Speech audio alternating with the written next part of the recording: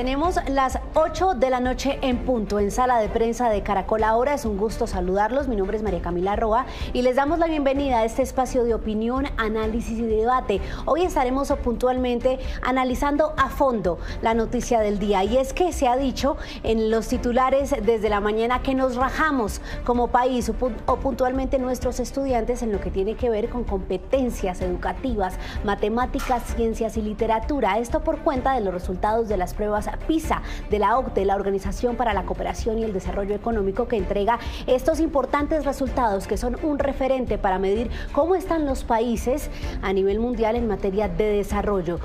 Vamos no solo a analizar y a ver las implicaciones que esto tiene a futuro sobre nuestro sistema de educación, sino también a entender los resultados, a saber si lo estamos leyendo de la manera correcta, porque hay precedentes que se deben tener en cuenta. Y si bien es cierto que Colombia está por encima del promedio de Latinoamérica, está muy por debajo del promedio de los países de la OCDE, que son un referente en materia de desarrollo. Estos resultados tienen en cuenta también la pandemia, y Colombia no tiene una caída pues muy grande respecto a la medición anterior. Entonces también vamos a ver si esto significa que fue de esos países que logró mantener el equilibrio en medio de todo. Por eso saludo a esta hora a Camilo Bonilla, docente de la Universidad del Rosario y experto en educación. Es nuestro primer invitado aquí en Sala de Prensa de Caracol Ahora. Camilo, un gusto tenerlo aquí. Muy buenas noches para ti y para todos los televidentes que nos acompañan esta noche. Y nos acompaña también Gloria Bernal. Ella es directora del Laboratorio de Economía de Educación de la Universidad Javeriana. Repito, directora del Laboratorio de Economía de la Educación de la Universidad Javeriana. Doctora Gloria, es un gusto tenerla aquí en Sala de Prensa igualmente. Muchas gracias, Camila, por la invitación, y también un saludo a Camilo y a todos los televidentes. Sí, empecemos, y quiero empezar con usted, Gloria, con esa pregunta que estaba planteando en la introducción, para que entendamos si estamos leyendo estos resultados bien, ¿nos rajamos o ya veníamos rajados más bien? Pues María Camila, ya veníamos rajados. En efecto, las pruebas PISA son una serie de evaluaciones estandarizadas que se llevan a cabo cada 3 años a nivel internacional. Las aplica la OCDE, como bien decías, participan 81 países, y Colombia ocupa actualmente el puesto número 64 entre los 81 países. En matemáticas, en lectura estamos por el puesto 54 y en ciencias también 54. Para mí este es un puesto que todavía tiene muchas opciones de mejora, que estamos todavía en la cola baja de la distribución de los puntajes, es decir, nos está yendo más mal que el promedio. Y por supuesto, esto nos indica que tenemos que seguir haciendo esfuerzos para mejorar la educación, la calidad educativa en Colombia. Claro, yo les propongo a los dos y a ustedes, nuestros usuarios que nos están acompañando aquí hasta ahora, que hagamos de esto una conversación. Entonces, Camilo, Gloria, ustedes van a tener los micrófonos abiertos, pueden retroalimentarse en lo que digan, decir si están de acuerdo, si no, si quieren agregar algo, y también voy a leer aquí los comentarios de los usuarios. Camilo, su primera percepción, ¿nos rajamos o veníamos rajados? Yo creo que veníamos rajados, totalmente de acuerdo con Gloria. Nuestros resultados y el desempeño de nuestros estudiantes ha sido muy bajo en las pruebas anteriores, lo sigue siendo. Se reconoce en esta prueba que no bajamos tanto como otros países que tuvieron un efecto aparentemente más adverso gracias a la pandemia, pero seguimos teniendo unos resultados muy mediocres, y creo que hay que prestarle un poquito de atención a una frase que dijo el presidente esta tarde evaluando estos resultados, y es que aparentemente es una muestra más de que el sistema educativo fracasó. Creo que ese punto es muy interesante para discutir. Usted se me está adelantando y quiero entrar en esa materia, porque hoy el presidente, junto a la ministra de Educación, Aurora Vergara, y la directora del ICFES, estuvo presentando los resultados y dándole su análisis, su visión, y él dice puntualmente que nuestro sistema educativo ha fracasado, que se demuestra con estos resultados que el acceso a la educación no es un derecho de nuestros niños, menos en las zonas rurales, que son las que demuestran esa mayor brecha,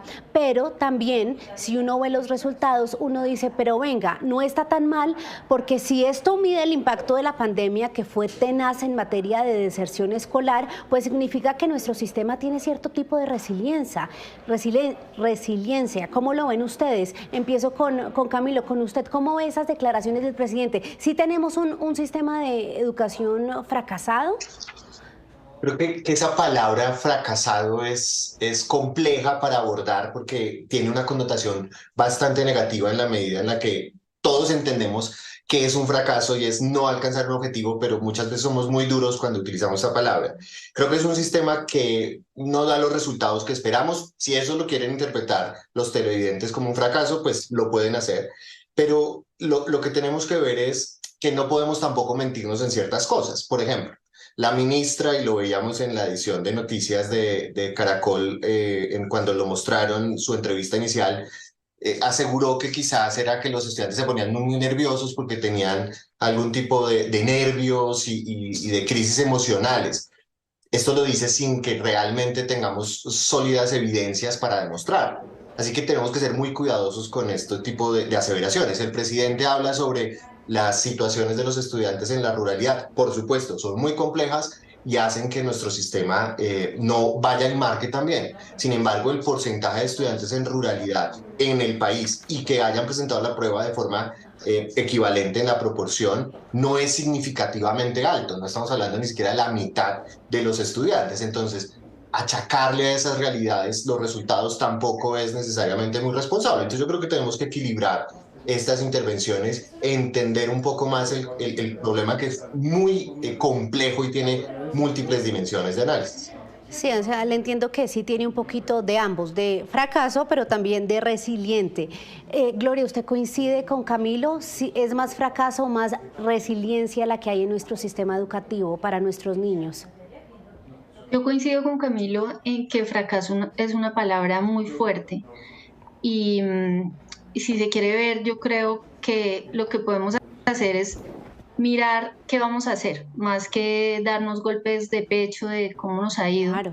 Es cierto, el 1% de los estudiantes, por ejemplo, estuvieron en el mejor nivel. En Colombia solamente el 1%, 9% de la OCDE, y eso nos dice mucho de qué es lo que estamos dejando de hacer en términos de habilidades tan básicas como la lectura. Si un niño, un muchacho, una estudiante no tiene la capacidad de leer críticamente, pues de ahí en adelante le va a quedar muy difícil también que le vaya bien en otros aspectos, no solamente académicos, sino también laborales, en la vida en general. Entonces sí es preocupante el tema.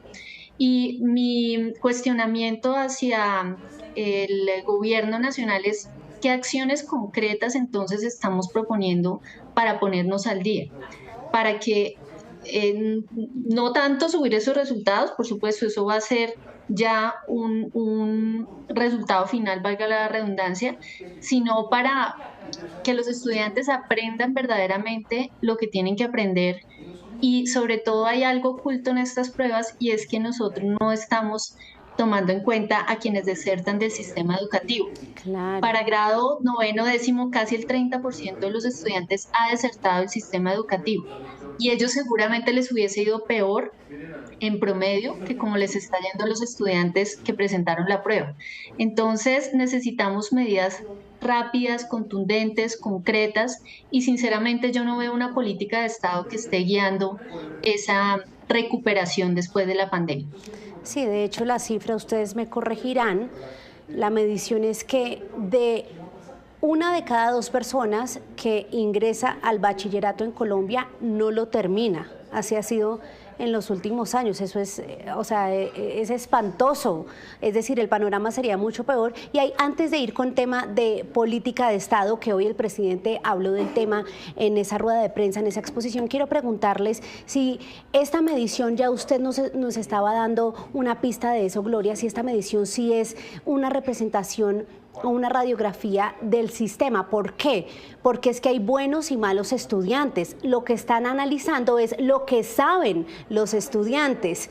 y pues hay muchos maestros que cumplen su labor, pero pues pueden tener un aula de 30, 40 estudiantes como pasa en casi todos los colegios públicos, y hay otros factores como lo que pasa en la casa, como de dónde viene el niño, que influyen en su aprendizaje. Estas pruebas PISA sí son un reflejo de cómo está la salud de nuestro sistema educativo, Camilo. Pues en principio yo te diría que sí, que estas pruebas pasan unos rigores para el análisis estadístico bastante grandes y pueden verse como representativos de lo que sucede en nuestro país. Se toman porciones, se escogen los colegios aleatoriamente, los estudiantes enmarcan una edad, un grado y con ello responden unas pruebas que se hacen de forma también en muchos sentidos naturalizada para las regiones o para los países. Es decir, la prueba no es exactamente igual en todos los países que lo presentan, porque podríamos entonces por temas de lenguaje, de temáticas de cierto tipo, tener diferencias. Entonces, claramente tenemos que tener cierto grado de confianza en el resultado de las pruebas. Y Gloria, usted ya nos venía diciendo que incluso no lo mide a cabalidad, pero sí refleja cómo es el sistema o más del lado de los estudiantes y su conocimiento, lo que están absorbiendo. Sí, como decía Camilo, es una prueba representativa, la presentan más o menos 7.000 estudiantes del país y esto es representativo de los chicos que tienen 15 años sin importar el nivel en el que van. Hay algo importante y es que en Colombia solamente el 46% de los chicos van en 10º grado, los otros van o más adelante o más atrás, a diferencia de otros países donde si tú tienes 15 años por lo general vas en una misma cohorte. ¿Por qué? Porque en Colombia hay algunos que empiezan muy temprano y otros que repiten el año. Las tasas de repitencia en Colombia son de las más altas en el mundo. Este formulario se divide en dos. Una parte que es la evaluación de ciencias, matemáticas y lectura, y otra parte que son los formularios que indagan sobre el bienestar de los estudiantes, sobre su relación con los padres, su relación con los profesores, el ambiente escolar, y me llama la atención al menos 3 datos que presentan en cuanto a vida escolar. Primero es que el 21% informa sentirse solo en la escuela, y esto versus un 16% del promedio de la OCDE. Segundo, que disminuyó la satisfacción con la vida, pasamos del 14% que reportaban no estar satisfechos con la vida en las pruebas de 2018 a un 19% en estas pruebas de 2022. Y un tercer dato, y es que la distracción con los dispositivos digitales ha aumentado. Estaba en 17%, se sitúa en 30%, y esto hace más difícil la tarea de los profesores, como bien decías tú, especialmente si tienes aulas con muchos estudiantes, más de 25 estudiantes, pues va a ser difícil capturar la atención y eventualmente transmitir esos aprendizajes. Claro, sí. Aquí nos están dejando comentarios los usuarios a las 8 de la noche, 13 minutos. Estamos aquí en vivo en Sala de Prensa. Bienvenidos a quienes se conectan hablando de las pruebas PISA y su reflejo sobre nuestro sistema de educación, que nos rajó en 3 competencias fundamentales: matemáticas, literatura y ciencia. Por ejemplo, Juan Carlos Triviño nos dice que él coincide completamente con lo que dice el presidente Gustavo Petro, que la educación en Colombia es pésima. Guillermo Espinosa también está opinando, respaldando la reforma a la educación presentada por el gobierno, y eso me da pie para introducirles el siguiente tema, que tiene que ver con políticas de Estado. Hoy el presidente entonces hizo unas propuestas que no dijo mucho cómo se implementarían, pero que son 3. Entonces, educación en posgrado gratuita para todos los profesores. Dice él que lo asumiría el presupuesto de la nación, capacitando a los maestros, educando a los maestros. El segundo punto, garantizar la alimentación escolar en una jornada única. Dice el presidente que no está muy de acuerdo con la comida procesada, que todos los niños deben tener su plato de comida caliente, estar nutridos para poder absorber el conocimiento. Y en tercer lugar, impartir la educación universitaria desde los colegios, que haya esa coordinación efectiva. Camilo, ¿cómo ve esas propuestas? Suenan bastante bien, por supuesto, pero yo podría decirte que estas son cosas que, por ejemplo, en Bogotá, incluso desde que él fue alcalde, ya se están haciendo. En Bogotá, más del 75% de los maestros y de las maestras de los colegios oficiales nombrados oficialmente en la Secretaría de Educación cuentan con un posgrado que fue financiado por la Secretaría. Ese programa, si no estoy mal, creo que arrancó en el gobierno de Gustavo Petro, o si no, lo hizo en el de Lucho Garzón.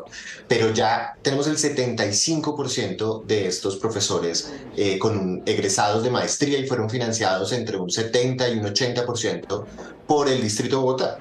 Y si tú ves los resultados que muy bien ahora se explicaban, la diferencia que hemos tenido en los resultados desde que estamos presentándolas en los colombianos no han variado significativamente. Eso quiere decir, además, que la cantidad de niños que hay en Bogotá proporcionalmente es bastante alta.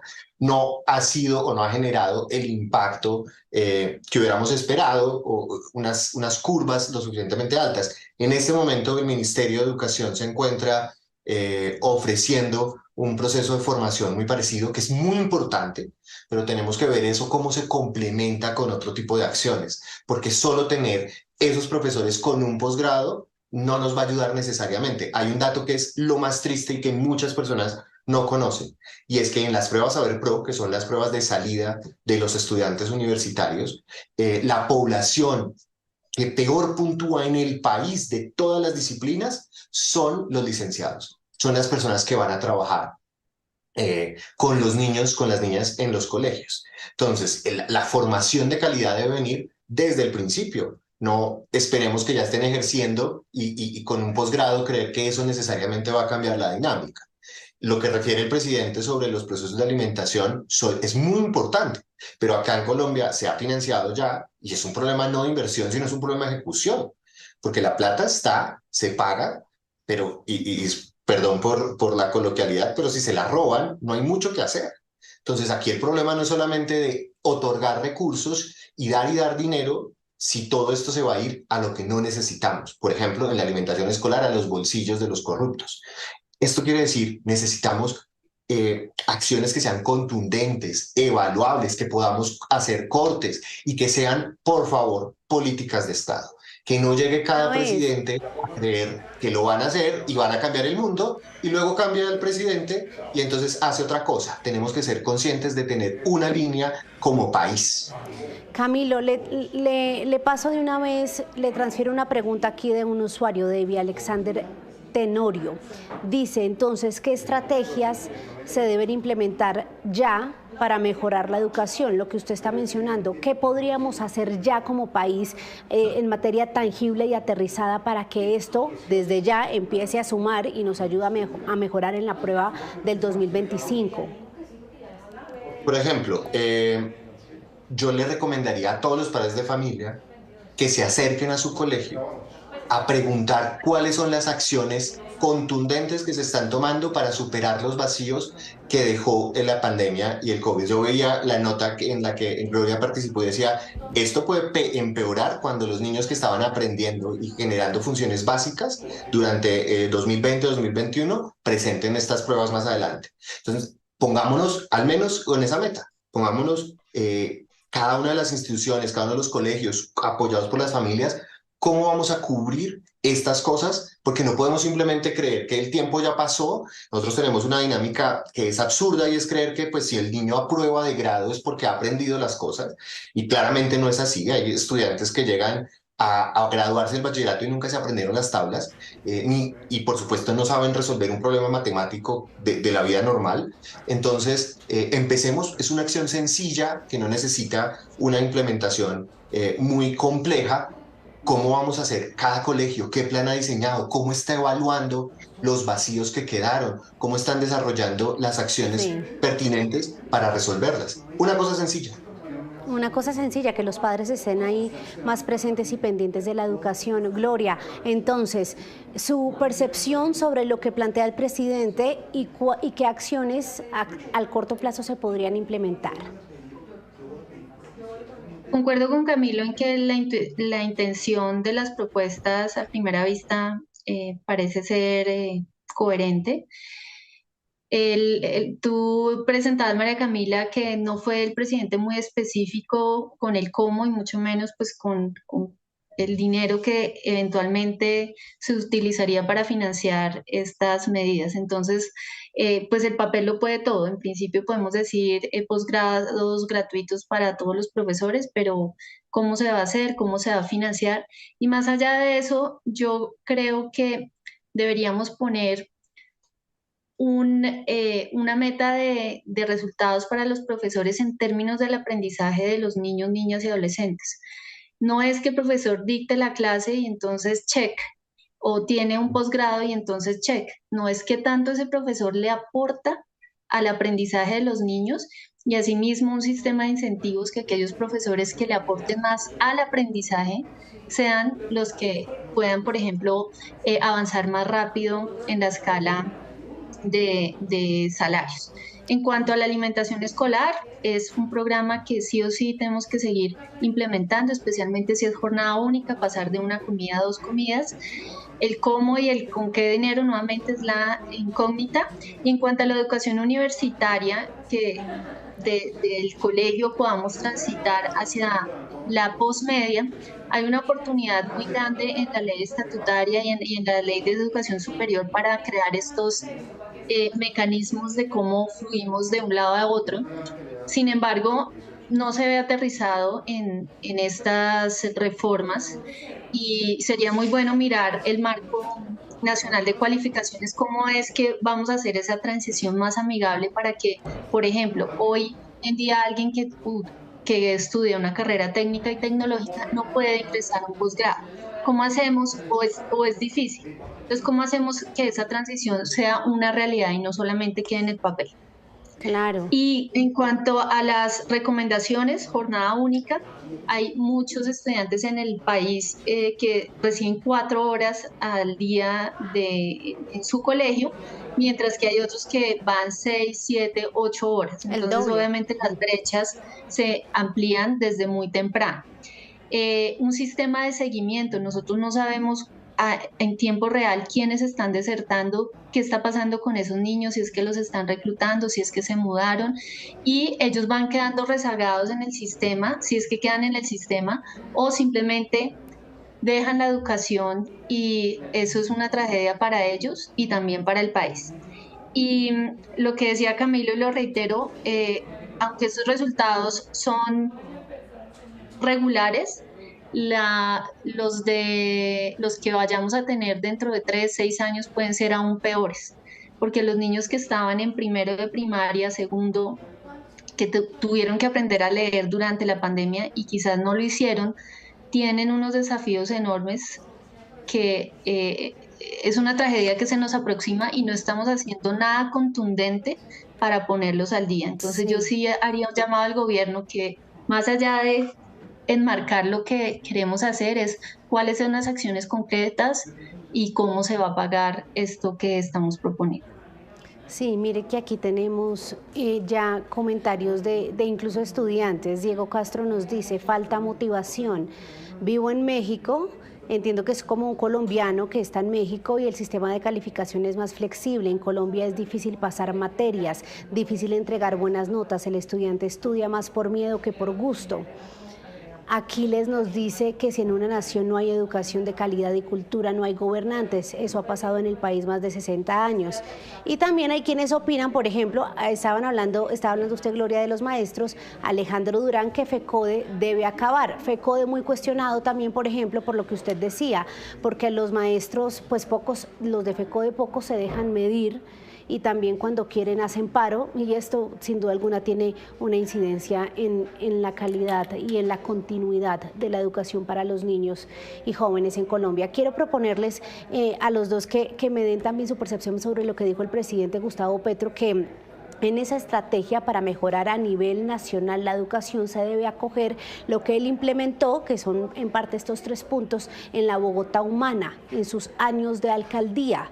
El presidente puso la tabla y muestra cómo mejoró el nivel educativo esos años según la OCDE, pero, y eso es lo que quiero que ustedes me aclaren, que han visto bien las gráficas de los resultados de las PISA, pero es que en ese año en sí el país en general tuvo una mejoría en ciertas competencias. Sí es cierto lo que dice el presidente, que durante su mandato el nivel de educación mejoró en Bogotá. Gloria. Tendría que ver la tabla que me estás mencionando para poder juzgarla, no la he visto. Lo que sí es cierto es que Bogotá, comparativamente con otras regiones, en promedio le va mejor. Y esto no solamente fue de una alcaldía en particular, sino que viene de un proceso de varias alcaldías. Han tenido, por ejemplo, avances muy importantes en la construcción de colegios, que si mal no estoy, no fue propiamente en la alcaldía de Gustavo Petro.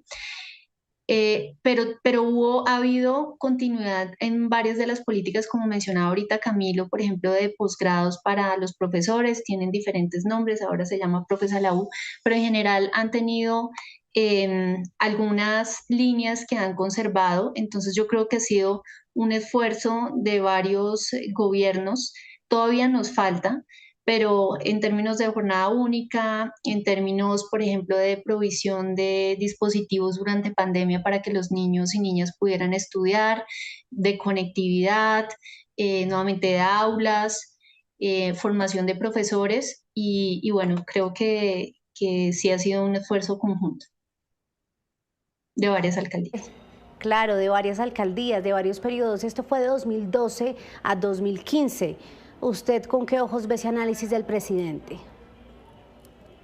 Pues mira, al final la estadística tú puedes tomarla y utilizarla de la manera en la que tú consideras que sea más pertinente. Entonces uno con los datos estadísticos tiene que ser muy cuidadoso. Claro. Es cierto, y lo mencionaba en mi intervención anterior, que la alcaldía de Gustavo Petro invirtió muchísimo en el desarrollo de los profesores, en estrategias para que los estudiantes tuvieran mejores condiciones dentro de los colegios, y esto es innegable. Y seguramente estas acciones incrementaron también el desempeño de estos estudiantes, pero no podemos perder de vista también, por ejemplo, que en esa época ya estaban desarrollándose los colegios en administración, cosa que él no asignó más, pero ya existían colegios en administración, colegios oficiales administrados por privados, que históricamente han marcado varios de ellos mucho mejor en los resultados, principalmente de ICFES, que son los que uno puede diferenciar por colegio, eh, que la mayoría de los colegios oficiales administrados por la Secretaría y con los profesores asociados al distrito. Y tampoco podemos perder de vista que Bogotá es una ciudad la más desarrollada del país, donde también existe un amplio desarrollo de las personas y donde existen los mejores, en proporción, los mejores colegios privados del país, lo cual también genera por la estructura social de la ciudad, que tengamos estudiantes con mejores condiciones, ya lo explicaba Gloria, por ejemplo, estudiantes que tienen 8 9 horas de clase al día, que tienen música, teatro, psicología, que todos están bien desayunados, bien almorzados, y con medias nueves, y claramente ellos suben los resultados de la ciudad, incluso a aquellas personas que no son necesariamente ricas, sino que se ubican en una clase media emergente. Bueno, antes de terminar, ya tenemos las 8:27 de ir a una conclusión de los dos. Les leo más comentarios aquí de los usuarios. Milena Rodríguez dice, ampliar y mejorar la infraestructura de los colegios, insumos materiales, equipos, grupos más pequeños de estudiantes, es lo que ella considera ayudaría mucho a poner soluciones sobre la mesa a lo que estamos hablando.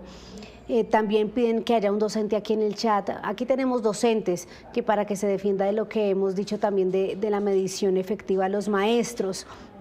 Bueno, Juancho Malanga también está aquí aportando a la conversación. Y también Juan Carlos Triviño dice que una problemática es que la mayoría de los colegios son privados, entonces que eso también no es equitativo para los estratos más bajos. Pero bueno, ya para terminar, quiero pedirles, haciendo énfasis en la brevedad, una conclusión teniendo en cuenta lo siguiente, a ver si es posible o no, un sí o no, o si ustedes quieren dar una explicación. ¿Será que algún día Colombia podrá llegar a ese promedio en matemáticas de los 391 puntos, el promedio de los países de la OCDE, en lectura a los 476, hoy estamos en 409, y en ciencia a los 485, cuando hoy tenemos 411? Sí tenemos el potencial para eso, siendo realistas, Gloria. Pienso que el potencial lo tenemos, sin embargo, los insumos, necesitamos mejores insumos para poder alcanzar ese potencial. porque estamos en reversa. La brecha se está ampliando en términos de lo que los otros países están aprendiendo y hoy en día tenemos herramientas muy poderosas que podrían ayudarnos a disminuir esa brecha. Y también creo importantísimo, lo mencionaba Camilo, que podamos incentivar cada vez más a los mejores a que vengan a la profesión docente y que, claro, eso se hace por medio de un sistema de incentivos, pero los profesores son clave en esta tarea y yo todavía no veo algunos sí, por supuesto, pero otros que no están completamente comprometidos con la mejora educativa. Camilo, rápidamente para terminar. Esta respuesta me duele en el alma, pero pues me haces la pregunta, yo te la contesto, no, yo creo que no.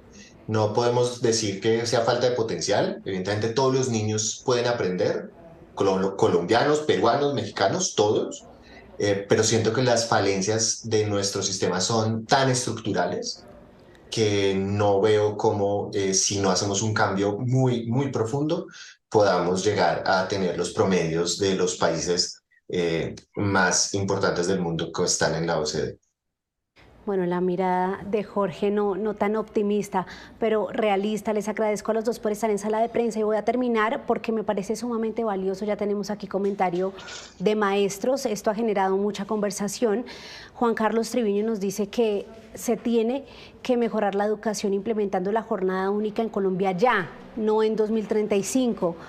En parte contribuyendo a la posición de ustedes, pero también hay maestras como Ana Restrepo que dice estar orgullosa de ser maestra del Estado por más de 18 años en básica y primaria. Ana, muchas gracias por esa labor tan importante que ha hecho durante 18 años. También Diana Milena García toca un punto fundamental y es que es importante ver la crianza desde el hogar. Si no se inculca lo básico en casa, es imposible delegar a los docentes e incluso se me perdió un comentario por acá, pero que era de un maestro que decía que no todo puede ser culpa de los maestros porque incluso aman más a sus estudiantes que los mismos padres y estoy segura que esos casos también los tenemos en Colombia. Bueno, muchas gracias Gloria y Camilo por estas reflexiones, por este análisis. Les mando un abrazo y nos estamos hablando pronto. Feliz noche para los dos.